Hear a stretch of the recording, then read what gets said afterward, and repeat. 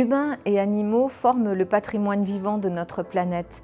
La préservation de notre planète passe par la protection des humains et des animaux. Les animaux sont, comme le consacre la loi depuis quelques années maintenant, des êtres sensibles qui méritent que leurs conditions d'être vivant soient pleinement prises en compte et améliorées. Je m'inscris dans cette philosophie qui est celle du bien-être animal. Celui-ci doit systématiquement être recherché, amélioré, de la même façon que l'on recherche le progrès humain. Le progrès pour les humains se conçoit avec le progrès de la condition des animaux et certainement pas sans ou contre les animaux.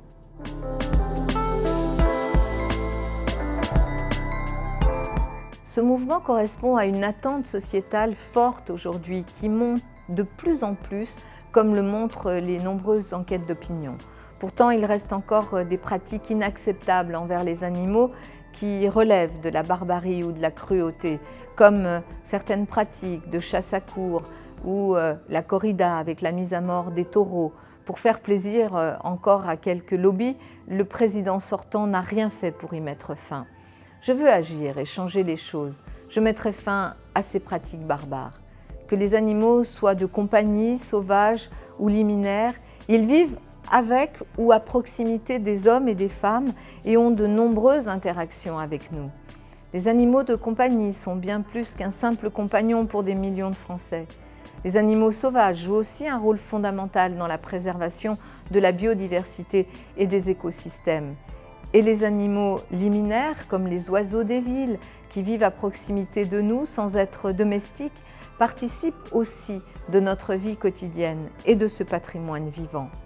En tant que femme progressiste, je considère que le progrès de la condition animale fait partie du progrès et des progrès sociétaux et environnementaux à conquérir pour la protection du vivant.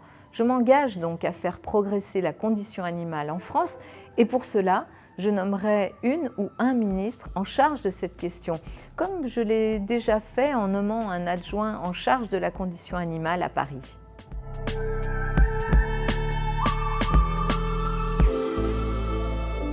Le bien-être et la condition des animaux guident mon action à Paris, dont je suis la maire.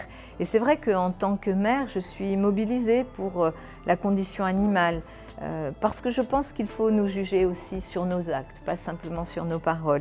Et j'ai des preuves. Depuis 2018, les cirques parisiens n'accueillent plus d'animaux sauvages dans la capitale. Paris a été une ville pionnière en la matière. Et l'avancée obtenue à Paris, ainsi que dans d'autres villes de France aujourd'hui, a permis de faire en sorte que la loi évolue récemment au niveau national sur le sujet. Nous intégrons aussi à Paris des clauses dans les marchés publics de restauration pour bannir le recours à l'élevage intensif des animaux.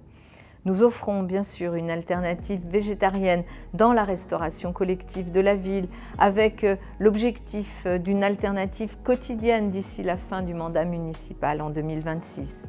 Et depuis plusieurs années, des produits phytosanitaires ne sont plus utilisés dans les espaces verts, ce qui a amélioré la biodiversité et la présence des animaux vivant sur le territoire parisien. Des familles de renards vivent ainsi paisiblement au cimetière du Père-Lachaise et dans nos parcs.